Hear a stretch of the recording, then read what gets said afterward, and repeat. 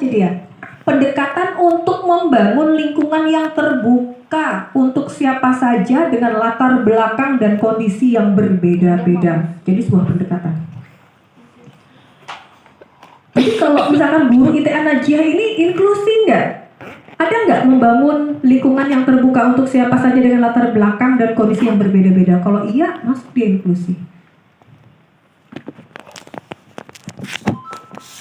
Kemudian apa bedanya dengan pendidikan inklusif? Pendidikan inklusif ya adalah penyelenggaraan pendidikan. Kalau tadi inklusi sebuah pendekatan. Kalau pendidikan inklusif itu adalah penyelenggaraan pendidikan yang salah satunya mengintegrasikan anak-anak berkebutuhan khusus untuk belajar secara bersama dengan anak-anak lainnya dengan layanan pendidikan yang disesuaikan dengan kebutuhan anak, disesuaikan dengan kebutuhan mereka. Nanti kita akan lihat anak berkebutuhan khususnya bagaimana, yang seperti apa gitu ya. PAUD yang menyelenggarakan pendidikan inklusif harus menyediakan dan mengelola sarana prasarana yang mudah diakses semua anak-anak berkebutuhan khusus.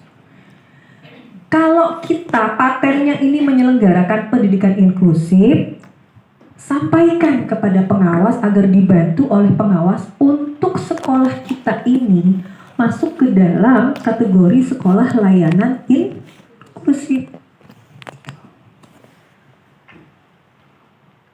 Tujuannya apa pendidikan inklusif itu? Ada tujuannya nggak? Ada. Tujuannya memberikan kesempatan yang seluas-luasnya kepada semua peserta didik yang memiliki kelainan fisik.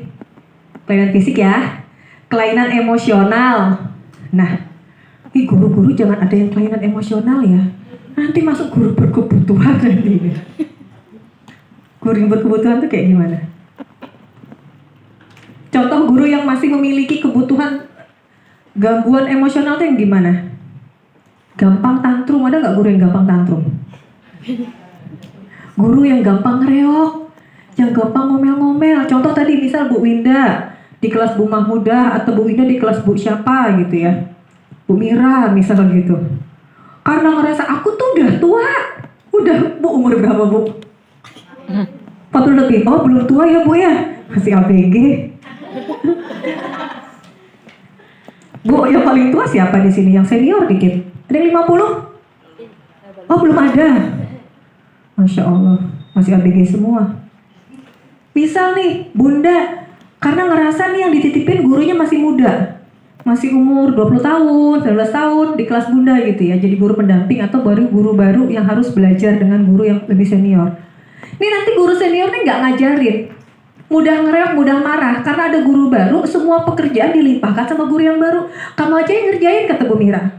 Nih bikin RPP-nya, bikin asesmennya, ini bikin ini, kamu bikin ini. Semua diserahkan kepada guru yang baru. Seharusnya guru ini adalah guru role model yang memberikan contoh. RPP-nya bagi seperti ini nak, bikin ATP seperti ini nak, nanti bikin asesmennya begini, dibimbing. Bisa nggak? Kalau belum bisa, ayo sama-sama Bunda, ayo sama-sama Ustazah Azari. Nah ini adalah guru idealnya seperti ini. Contoh saya minta tolong Bunda ini bikin apa nih, bikin tabel ya. Bu masih ada nggak guru yang gaptek sama laptop? Ada nggak? Bikin Words aja, bikin tabel di Words, ada nggak? Masih ada? Yang sama sekali nggak bisa Office, yang sama sekali nggak bisa Word atau Excel, nggak bisa sama sekali, ada nggak? Masih ada nggak? Pendidik yang seperti ini, nggak apa-apa Bu, itu kelemahan. Nah susah kan ngakuin kelemahan. Kayaknya tadi nggak ada yang nulis deh di kelemahan, nggak bisa mengoperasikan Microsoft Office misal begitu. Bunda, itu kebutuhan guru nggak? Kebutuhan.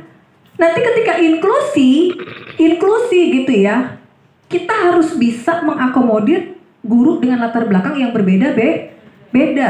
Misal ada yang agak dikit gaptek lah gitu ya. Bunda Mira, laptop oke kan? Sip. Bu, usia jangan jadi alasan ya. 45. Bu, berapa tahun Bu? 34. Nggak 25. Sisanya. Jangan gitu dong, masa sisanya? Bunda, usia itu bukan alasan untuk kita berhenti belajar. Emosional dan juga kelainan mental dan sosial, atau memiliki potensi kecerdasan. Sebaliknya Bu, atau dia memiliki potensi kecerdasan, bakat yang istimewa, itu masuk ABK juga. Nggak hanya yang memiliki gangguan mental dan kognitif, tapi yang cerdas, berbakat istimewa, itu memperoleh pendidikan yang bermutu sesuai dengan kebutuhan dan kemampuannya. Kita akan lihat nanti kategori apa yang masuk berkebutuhan khusus untuk anak cerdas dan bakat istimewa. Mewujudkan penyelenggaraan pendidikan yang menghargai keanekaragaman dan tidak diskriminatif bagi semua peserta didik. Tidak ada diskriminatif buat seluruh peserta didiknya. Hargai keperbedaannya. Prinsipnya, kalau kita melaksanakan pendidikan inklusif, penerapan kurikulumnya, nih, karena yang ditanyakan tuh pasti kurikulumnya gimana? Gitu. Penerapan kurikulumnya, prinsipnya fleksibilitas, sehingga bisa diadaptasi sesuai dengan kondisi kita, karakteristik sekolah kita, dan kebutuhan anak-anaknya. Boleh diadaptasi, karena menganut prinsip fleksibilitas. Kurikulum apa Bu? Kurikulum Merdeka bisa nggak? Bisa, sangat bisa. Prinsip adaptasi berarti dalam melaksanakan pendidikan inklusif, sekolah kita atau satuan pendidikan harus memperhatikan 3 dimensi. 3 dimensi apa? Dalam melakukan proses penyesuaian kurikulumnya, instruksionalnya, dan lingkungan belajar. Instruksional itu termasuk apa? Capaian pembelajaran di dalamnya, TP-nya di dalamnya, muatan materinya, sesuaikan dengan kehususan si anak-anak yang ada di sekolah kita. Sesuaikan lingkungan belajar ekologisnya. Oh, saya punya siswa gangguan perhatian dan hiperaktif. Perilaku yang sering muncul apa? Ketika dia tantrum, dia suka bentur-benturkan badannya ke tembok, ke lantai. Ketika ada karakteristik begini, tolong lingkungan belajarnya diadaptasi. Minimal temboknya ini dilapis dengan matras. Matras yang tipis, nggak usah yang tebal, dilapis keliling. Tuh. Apakah semua kelas? Nggak perlu semua kelas. Bikin aja satu kelas percontohan dulu untuk ini. Kalau memang ada siswa yang karakteristiknya seperti itu yang dimaksud dengan lingkungan belajar. Ada anak memiliki hambatan fisik anggota tubuhnya, misal dalam anggota geraknya. Perhatikan area halaman, kemudian jalan menuju masuk kelas, apakah semuanya anak tangga atau ada jalur khusus untuk anak-anak disabilitas. Jalur khusus itu bagaimana? Tidak berupa anak tangga. Jalur khusus itu dia datar, tidak anak tangga, tapi jalannya menanjak. Menanjak, kemudian ada pegangan di sampingnya. Kiri kanannya ada pegangannya. Jadi jalur khusus disabilitas. Beda lagi kalau ada anak yang tidak bisa melihat atau buta total ya. Dia butuh, Ibu kalau jalan itu, kalau di Kuala Pembuang nggak ada ya. Kalau di Sampit itu Ibu lihat di trotoar itu ada kan yang kuning-kuning di tengah trotoar itu Bu. Di tengah, kalau di trotoar itu ada yang kuning-kuning panjang-panjang kecil-kecil bolong-bolong itu. Saya nggak ada contohnya. Itu sebetulnya ada gunanya. Itu adalah area untuk pejalan kaki tunanetra. Tunanetra. Tidak nanti saya tayangkan di sini. Itu adalah bagian dari fasilitas yang harus dimiliki oleh sekolah kalau di sekolah itu ada anak tunanetra. Anak berkebutuhan khusus yang ada di sekolah kita itu disebut dengan PDBK. Peserta didik berkebutuhan khusus. Jadi tolong tidak menyebut mereka dengan ABK ya. Jadi kalau kita punya anak berkebutuhan khusus di sini, tolong tidak disebut dengan ABK, tapi sebutlah dengan PDBK, peserta didik berkebutuhan khusus. Nah, ini adalah pengetahuan sederhana yang harus dimiliki guru, kepala sekolah, ibu pengawas. Jadi ketika ngobrol, ketika ngomong, tidak menyebut murid itu sebagai ABK, tapi PDBK. Peserta didik berkebutuhan khusus gitu. Dan juga jangan sampai ibu ketika ada orang ngobrol PDBK ibu nggak paham, hah? Apa gitu ya. PDBK apa ya gitu. PDBK itu peserta didik berkebutuhan khusus. Konsep PDBK, konsepnya dia menjadi dua, Bu. Ada PDBK yang sifatnya sementara. Jadi peserta didik berkebutuhan khusus yang sifatnya sementara, temporer. Adalah anak yang mengalami hambatan belajar dan hambatan perkembangan disebabkan oleh faktor-faktor eksternal, faktor-faktor luar, artinya bisa disembuhkan. Bisa disembuhkan kekhususannya itu, hambatannya itu bisa disembuhkan. Tapi kalau PDBK yang bersifat menetap atau permanen, itu adalah anak-anak yang mengalami hambatan-hambatan belajar, kemudian hambatan perkembangan. Kan hambatan itu ada dua, hambatan belajar, hambatan perkembangan. Yang bersifat internal, artinya tuh langsung dari kondisinya, kecacatan kah, bisa kehilangan fungsi penglihatan, itu internal, kehilangan fungsi pendengaran, itu internal, gangguan perkembangan intelektual karena ada gangguan pada otak atau pada batang otak, itu permanen. Jadi dia masuk kategori yang bersifatnya menetap. Kalau PDBK yang ini, temporer ini bisa disembuhkan, bisa. Karena dia berasal dari faktor-faktor eksternal. Selama hambatan itu, selama hambatan itu belum berada pada fase-fase berat. Fase-fase berat yang menyebabkan hambatan itu bersifat menetap. Dia bisa temporer, tapi karena berat, kemudian sifatnya menetap, tidak bisa disembuhkan. Ibu pernah nggak lihat anak usia 5 tahun itu kemampuan sosialnya rendah, diajak ngomong nggak ada kontak mata, kemudian perbendaraan kosakatanya masih sangat sedikit sekali. Itu pencetusnya banyak, bisa internal, bisa eksternal. Sekarang yang sangat miris itu adalah anak-anak yang hobi screen time. Screen time. Screen time itu adalah sebuah istilah yang menunjukkan berapa banyak waktu yang dihabiskan seseorang berhubungan atau terhubung dengan layar. Dengan layar, baik itu gadget, HP, tablet, laptop, komputer, dan lain sebagainya. Anak-anak sekarang sedihnya apa, Bu? Usianya belum 2 tahun. Tapi sudah ngadepin screen time. Makan aja kalau nggak ada laptop anaknya nggak makan. Ada, saya menemukan itu. Anak saya kan liburan tuh, Bu, lagi liburan di resto. Anaknya tuh masih, ya Allah, paling baru setahun setengah. Duduk di baby chair, di kursi bayi itu, ditaruh HP. Supaya mau makan. Ketika ininya berhenti, anaknya nangis. Ketika terganti aja videonya, nangis. Nggak mau makan dan nangisnya itu tidak wajar. Sampai berteriak-teriak gitu, histeris gitu nangisnya. Ini kasihan sekali. Tadi yang masih gadis siapa? 1, 2, 3. Ada lagi? Banyak. 5. Ustazah gadis. Gadis Ustazah. Tapi udah pada masanya. Artinya ini kan calon-calon ibu nih. Kemudian yang calon-calon nenek. Saya kan ya. Oh iya, ngomong nggak? Enggak kan? Aku. Bayangin, Bu, kasihan dia gitu. Gak jelas artikulasinya. Dari 2 tahun sampai 5 tahun, kalau ibu dalam keluarga gaya parentingnya bagus, biarkan dia tanpa screen time sampai 5 tahun.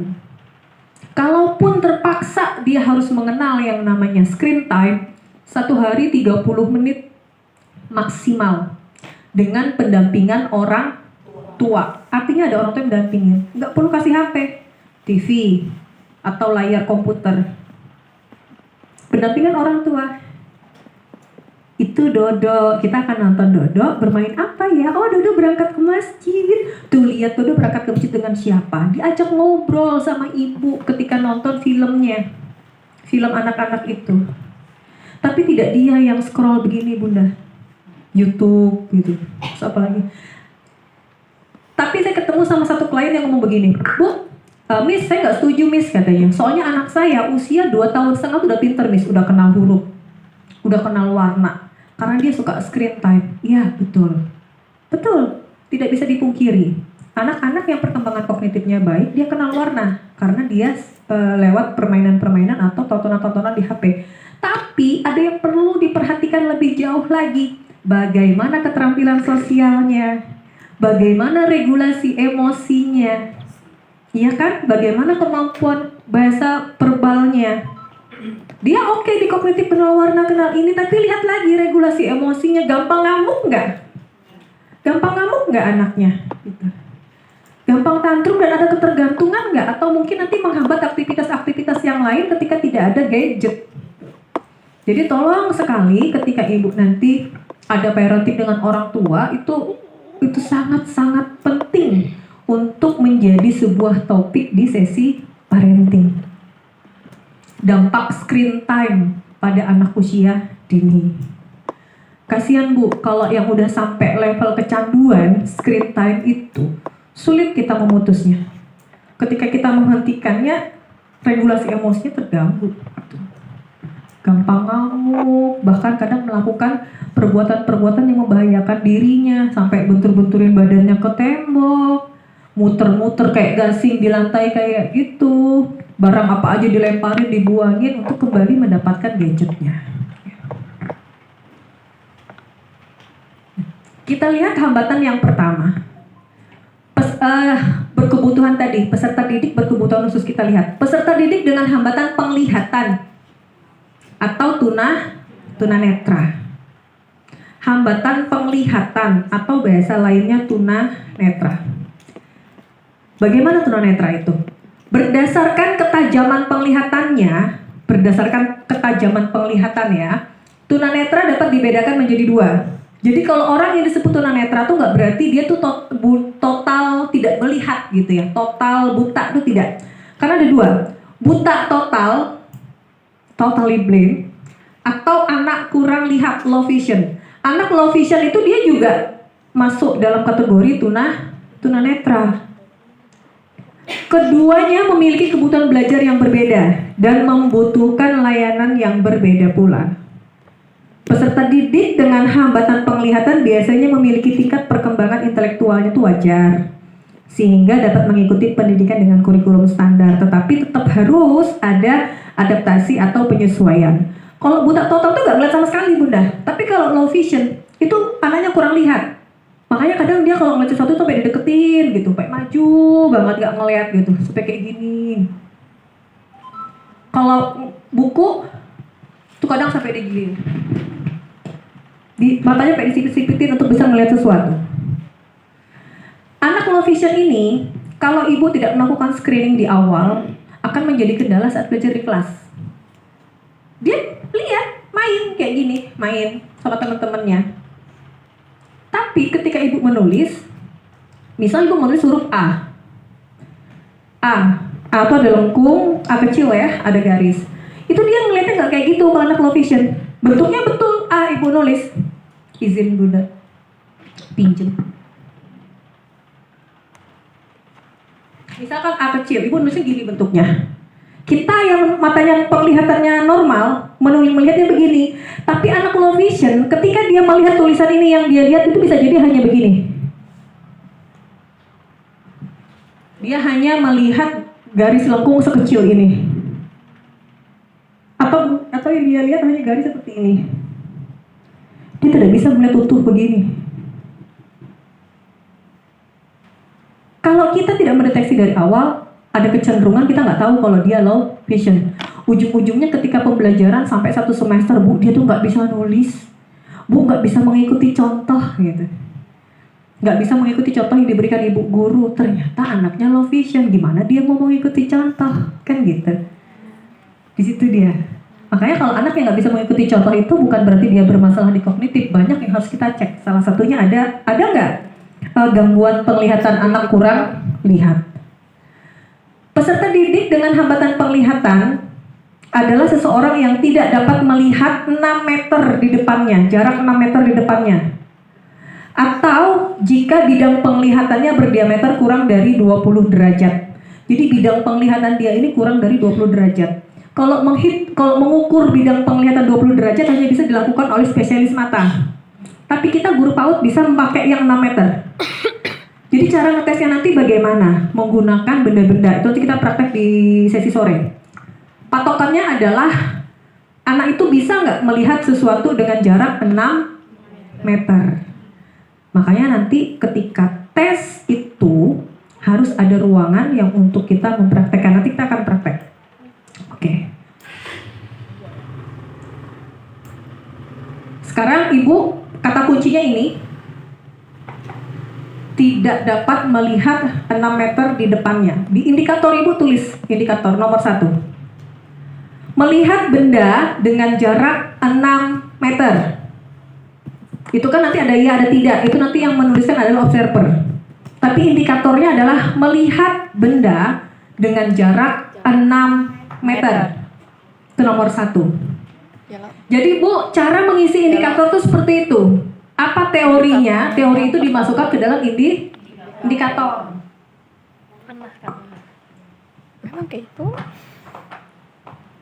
Ini juga bisa dilakukan ibu pengawas ketika turun di lapangan, turun di sekolah-sekolah yang dampingan, ketika ketemu anak-anak yang bermasalah, mungkin ibu curiga kalau dia ada masalah dengan penglihatan gitu ya, low vision, ini bisa dilakukan. Bisa dites nanti dengan menunjukkan benda dengan jarak 6 meter, bisa nggak dia menyebutkan. Tapi nanti kita akan lihat seberapa besar benda yang harus ibu tunjukkan. Ini klasifikasi, anak yang kurang penglihatan, mereka yang memiliki pandangannya yang kabur ketika melihat suatu objek. Kabur, berubah bentuk gitu. Itu kurang penglihatan. Kalau buta total sama sekali nggak mampu melihat rangsangan cahaya dari luar, maka dia akan butuh yang namanya alat bantu untuk berjalan. Karakteristik dengan gangguan penglihatan secara fisik, ini secara fisik artinya ibu bisa melihat. Kalau secara fisik itu bisa dilihat. Yang pertama matanya juling. Ini yang di sini Bu, Ibu operator, dari A sampai K itu harus ada muncul dalam indikator Ibu. Mata juling, iya atau tidak? Kalau mata juling bisa nggak kita ngelihat? Bisa ngukur ya. Sering berkedip. Sering berkedip tuh anak Ibu kalau ngomong dikit-dikit. Gitu. Atau nggak dia berkedip satu mata aja. Gitu. Nanti ngomong dikit-dikit. Jadi ibu kalau ketemu bapak-bapak yang suka gini-gini hati-hati ya, bukan berarti dia ngedipin ibu, jangan-jangan ada gangguan penglihatan. Nanti ngomong sama ibu pengawas kan matanya gini-gini. Nanti nggak lama gini-gini lagi, bukan berarti pengen kedip-kedipin ibu pengawas, jangan-jangan. Ini jangan-jangan gangguan penglihatan secara fisik nih, gitu. Sering berkedip. Jadi sering berkedipnya bisa 2 mata ya Bu, nanti ngomong tiba-tiba itu gak lama gini lagi. Atau enggak dia ketika ngeliat benda tuh matanya digini-giniin dulu sama dia untuk mencari fokusnya supaya jelas ngeliat benda. C. Menyipitkan kelopak mata. Menyipitkan kelopak mata. Jadi kalau ngeliat benda tuh gitu. Nah, ini ibu harus tahu nih ketika observasi. Mata merah. Matanya ini sering merah. Jadi bukan karena dia baru bangun tidur, tapi matanya dalam keseharian itu kecenderungan merah seperti mata iritasi. Kemudian yang E, matanya infeksi. Mata infeksi itu ada pembengkakan atau kadang ada cairan gitu ya. Gerakan mata tak beraturan. Gerakan mata tak beraturan dan cepat. Nggak beraturan cepat tuh begini Bu. Kita kan kalau ngeliat ibu kan bisa kan pasang mata gitu ya. Ngeliat ke sana, ngeliat gelas, ngeliat botol itu nggak beraturan Bu gerakan matanya. Gitu. Jadi suka kemana cepat gerakannya. Matanya kayak gitu. Itu salah satu karakteristik yang bisa ibu lihat secara fisik. Jadi kalau dia dibawa orang tuanya ke sekolah, ibu temukan itu, matanya suka lihat sana sini, cepat gerakannya. Adek mau makan, aku sudah makan, matanya kayak gitu-gitu. Tuh hati-hati. Itu salah satu gejala ini. Mata selalu berair, kayak anak nangis tuh Bun. Padahal dia nggak nangis, tapi keluar air mata dari sudut sini atau kadang di ujung sini, dilap gitu. Pembengkakan pada kulit tempat tumbuhnya bulu mata. Di bulu mata bawah atau atas itu ada pembengkakan. Kalau kata orang sini itu apa, Bun? Bintitan. Pokoknya tuh di tempat tumbuhnya bulu mata itu suka bengkak gitu, dan bengkaknya mungkin lama nggak bisa hilang-hilang. Mata gatal, panas, atau merasa ingin menggaruk karena gatal. Perhatikan, kalau anak yang suka ngucek-ngucek matanya itu, Bun, dikit-dikit dipucuk-pucuk, nggak lama dipucuk-pucuk lagi gitu. Kadang anak tuh kan nggak bisa bilang gatal gitu ya, cuman kita bisa melihat dari gerakannya. Dia suka mengucek-ngucek matanya, atau dia ngerasa matanya panas. Sering merasa pusing atau sakit kepala. Kalau ini bisa diobservasi dengan menanyakan kepada orang tua. Penglihatan kabur atau ganda. Gelasnya 2 kayaknya, Bu. Kalau dia bisa mengenali jumlah bilangan, dia bisa ngomong gelasnya 2, padahal gelasnya cuma 1. Ganda penglihatannya. Hal lain yang bisa ibu observasi pada anak-anak yang penglihatannya ganda, dia suka salah mengambil benda. Misal nih, ibu taruh botol atau ibu taruh bola di tengah. Ustazah misal berdiri sini, maaf ya ibu pengawas, Ustazah Mira misal di sini nih pegang bola. Ambil bola di depan bunda. Ketika meraih bola tuh kan kalau anak yang bisa melihat bolanya ditangkap plek gini ya, Bun. Itu bisa ke tangannya ke sebelah, bendanya nggak ada. Atau bisa ke atas, bolanya nggak ada. Nggak tepat dia meraih benda yang diletakkan Ustazah Mira, seperti itu. Itu diulang lagi. Kalau 1 kali meleset, ulang lagi dengan benda yang lain, taruh atas meja. Silakan ambil bola ini di atas meja. Kalau dia begitu lagi, tes sampai 3 kali, ada kemungkinan penglihatan ganda. Tuh, bolanya di mana ya? Silahkan disentuh. Bolanya di mana? Dia nyentuhnya ke sebelah sini, bingung ke sebelah sini, nggak pasti gerakannya. Ada kemungkinan itu adalah penglihatan ganda. Cara ngetesnya begitu, karena nggak mungkin anak itu bisa ditanya, penglihatan kamu ganda ya? Nggak bisa, dia nggak paham. Cara ngetes seperti itu. Oke. Sudah Ustazah? Indikator ini?